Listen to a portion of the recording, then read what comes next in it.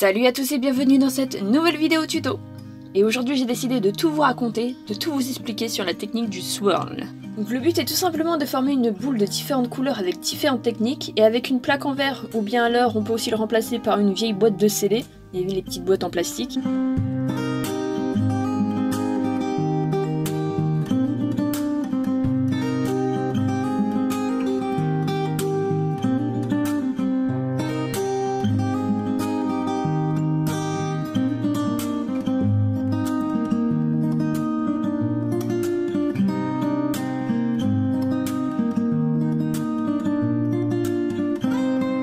Ou bien un bloc acrylique, c'est ce que moi j'utilise, il vient de chez Action mais ça on s'en fout.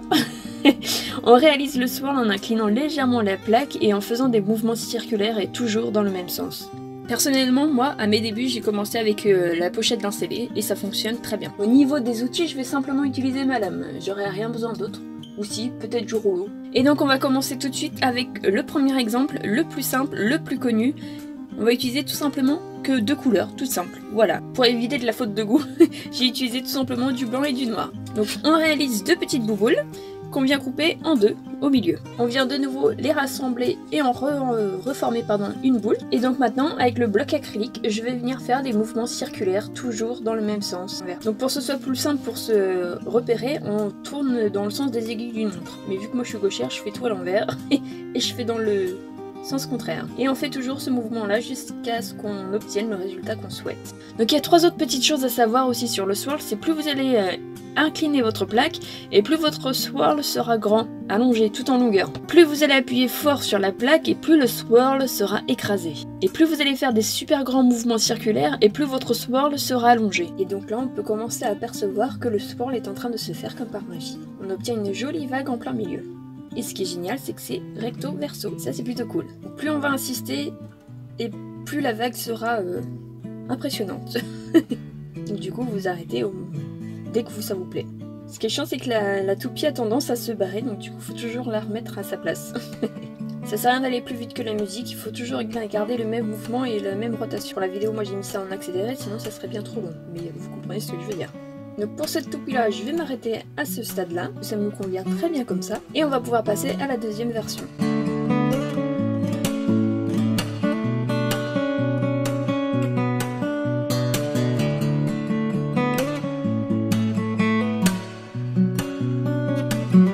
Alors pour la deuxième version, on va partir du même principe, sauf que cette fois-ci on va utiliser trois couleurs. Et donc là vous avez plusieurs possibilités, je vous en montre deux, et après c'est à vous de laisser libre cours à votre imagination.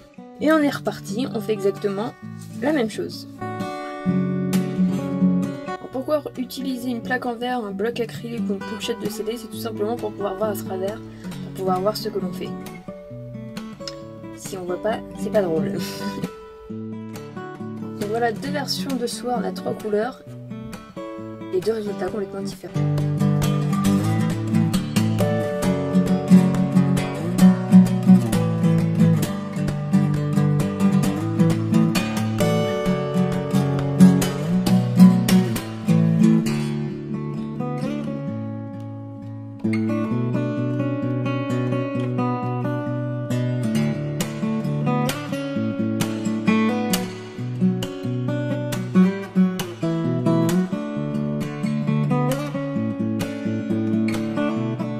Donc ensuite on va passer à une version un peu plus complexe et on va réaliser un dégradé.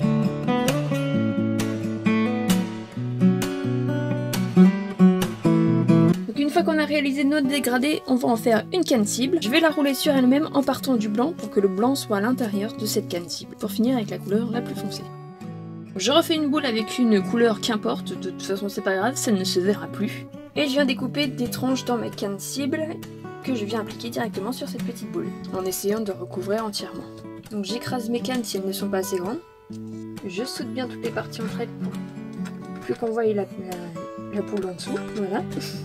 Je reforme une boule, on prend la partie qui nous intéresse le plus et on vient faire notre swirl. Il faut pas avoir le tournis pour ce tuto. Donc là j'accentue bien exprès le côté swirl pour vous montrer ce que ça donne quand on pousse le bouchon un peu trop loin. N'est-ce pas Maurice?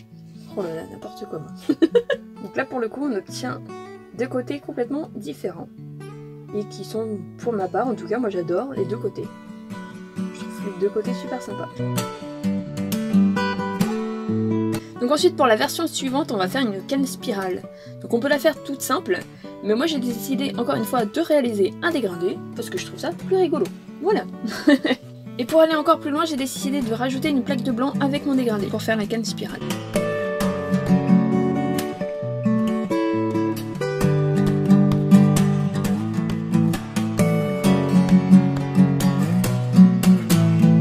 Avec cette canne, je viens former une petite boule, une petite perle, et on recommence encore une fois avec la plaque.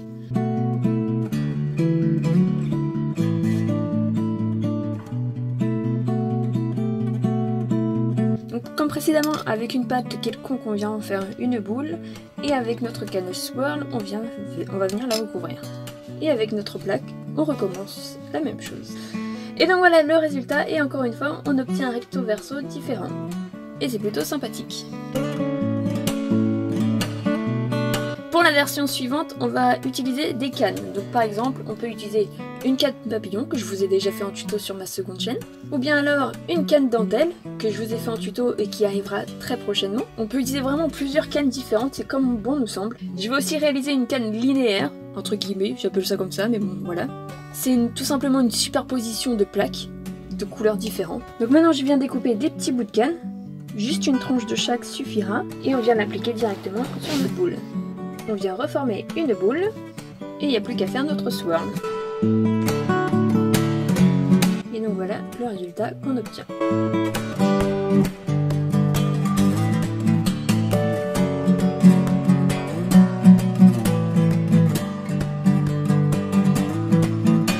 Ensuite pour la version suivante, on va réaliser 2 dégradés et en faire 2 cannes cibles.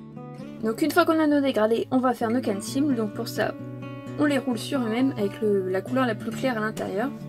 En tout cas moi je préfère faire comme ça, mais après vous faites comme vous voulez. On vient les aplatir et on va venir les assembler de cette façon.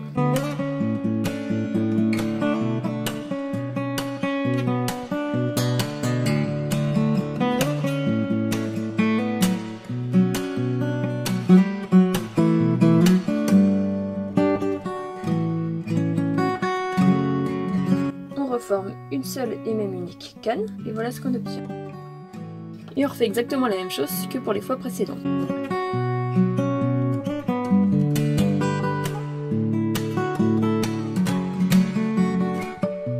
Et on recommence la même opération comme à chaque fois, et voilà ce que ça donne.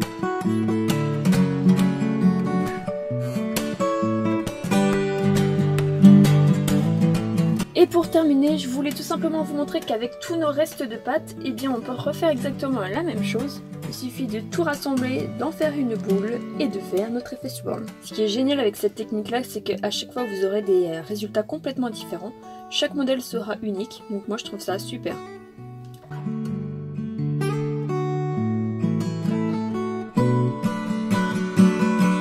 Donc voilà toutes les petites toupies, les swirls qu'on a réalisées. Et donc maintenant on peut modifier aussi la forme qu'elles ont. Donc vous pouvez très bien les laisser dans la forme toupie, la forme qu'elles ont.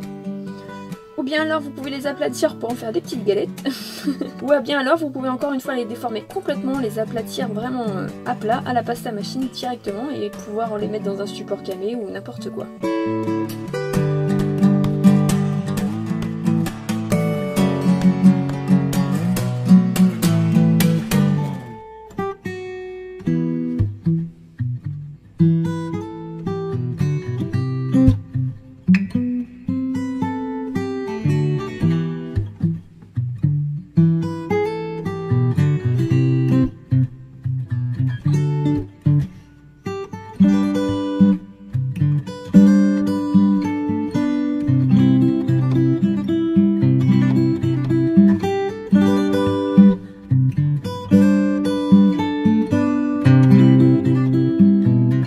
Donc voilà le résultat final, j'espère sincèrement que ce tuto vous aura plu, n'hésitez pas à me dire ce que vous en avez pensé.